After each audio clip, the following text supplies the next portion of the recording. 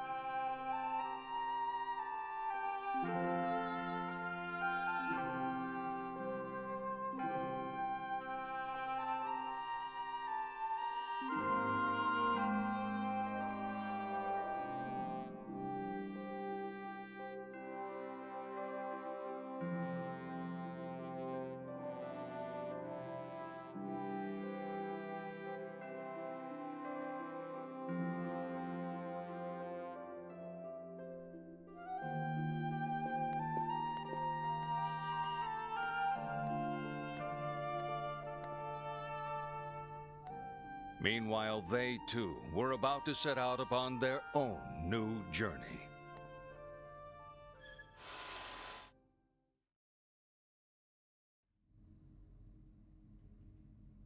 Edge Maverick, of the Transportation Agency.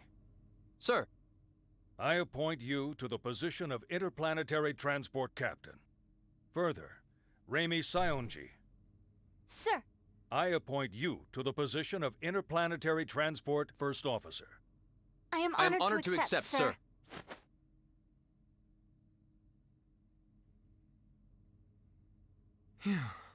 I'm sure it isn't easy, but the formalities are important, you know. I'm sorry, sir. It's just this uniform. It's kind of uncomfortable. Just bear it a little longer.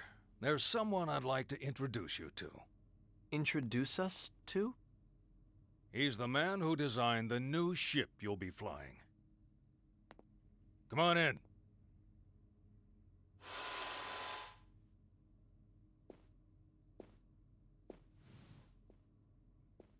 Klaus?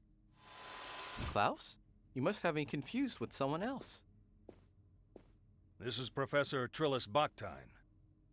He's the man who managed to implement the Eldarian warp technology we received. A living legend of the Terran Alliance. Commander.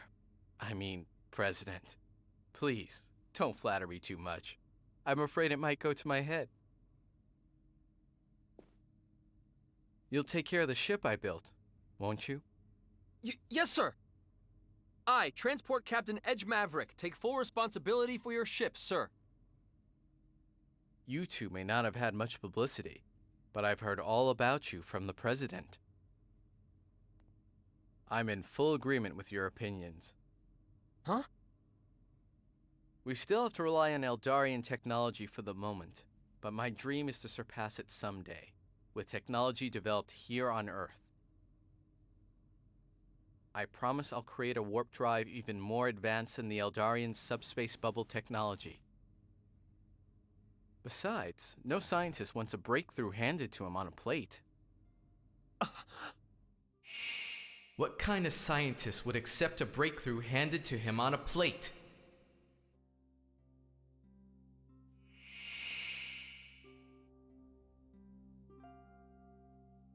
What is it? It's nothing, sir. I'm just... happy. Really. That's all it is. Edge, do you think we made... Yeah, this is how it should be. Definitely how it should be.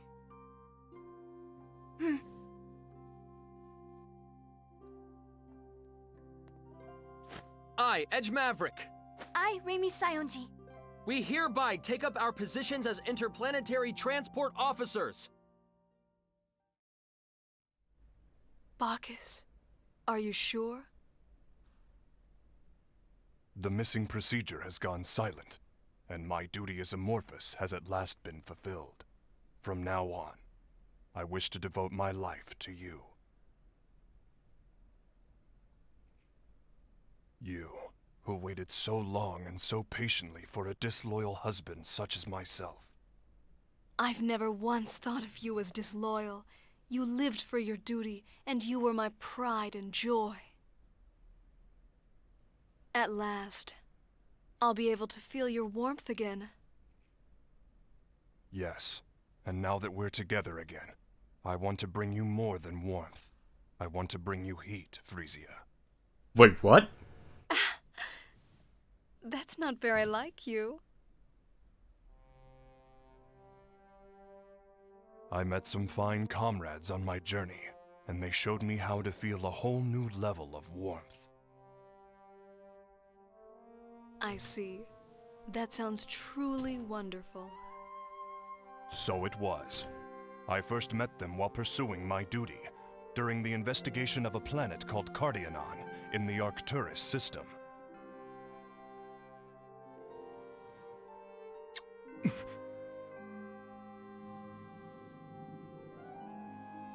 Tell me about it later.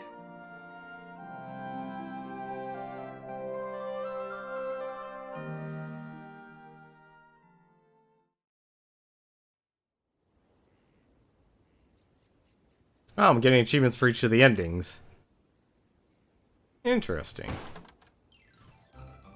Ooh, I'm leaving this house, meow. I'm never coming back. I'm gonna be a runaway, meow. Well, well. Just don't stay out too late, Alley Cat. I said I'm never coming back, not ever, meow. And I'm no alley cat, meow. Come now, don't be angry, Alley Cat. Cheer up, Alley Cat. Tomorrow is another day, Alley Cat. Stop calling me alley cat already. Ugh. I'm never, ever, ever coming back, meow. I see. Be well then. How unfortunate.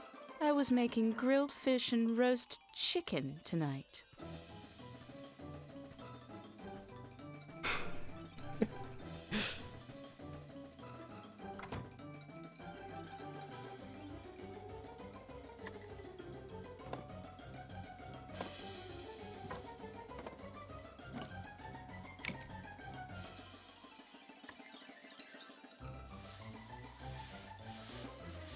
That is a man that knows inspiration when he sees it.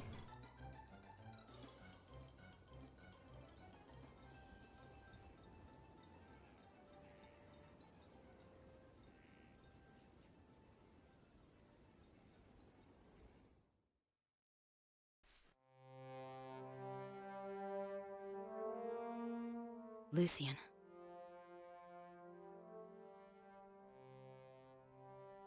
It took me a while, but finally, I can listen to your last words without crying. In the beginning, all I could feel was hatred. I thought there was no way I would ever be able to find happiness in a world without you.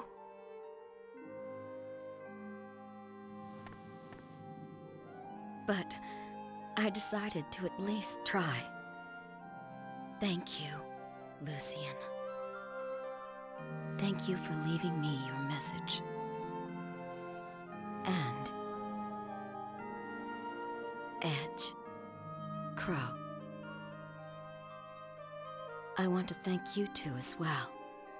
Thank you for setting me free from my anger and despair.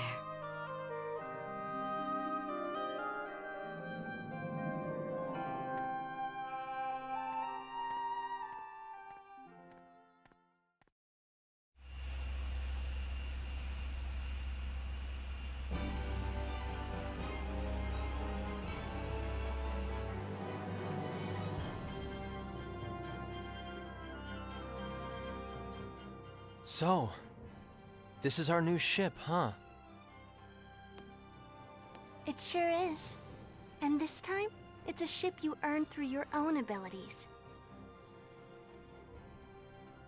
I just fell into the captain's chair. Then we met everyone, traveled the universe. Hard to believe it's been 2 years. Yeah. I wonder how they're all doing. I'm sure they're doing fine. I hope we can see them again someday. We will. I know it. After all, we all live in the same universe, right? It's smaller than it looks. As long as we keep walking, we'll eventually find them. So, let's find them together, Calnus. And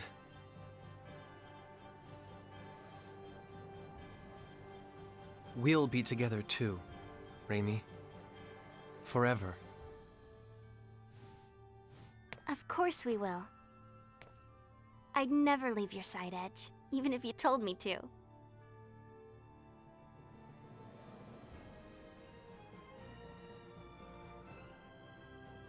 Then let's get moving. Back to the Star Ocean!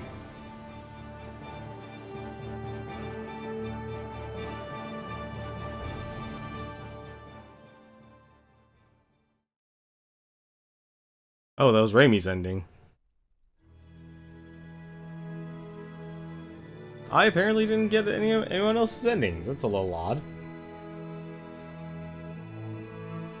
So, I probably should say, apologies about the stream cutting. The router just kind of gave out on us. So, it happens, unfortunately, when you're on a wireless connection. As for thoughts of the game, honestly, it's average. And I think the biggest issue of it is that it's so bogged down by being in space. I know that's kind of weird to say, but this is such a straightforward game. The only time you would actually ever go backwards is to do backtracking, or to try and actually get more from the game, so creating items, doing all that stuff. But when you're in space, and you're traveling from planet to planet, it's set piece to set piece. And that's the biggest, and that was honestly the biggest problem. It wasn't like a cohesive traveling the universe. It was traveling the universe, and then you run into this tragedy. And it's always a problem. It was never really something you could actually enjoy. And that was honestly the biggest issue. Like, right from the get-go, you dealt with a tragedy, which is fine. You know, you need the calling of the hero. But it just kept doing tragedy after tragedy after tragedy after tragedy. And there were a few things that actually just weren't really explained. Faye's possession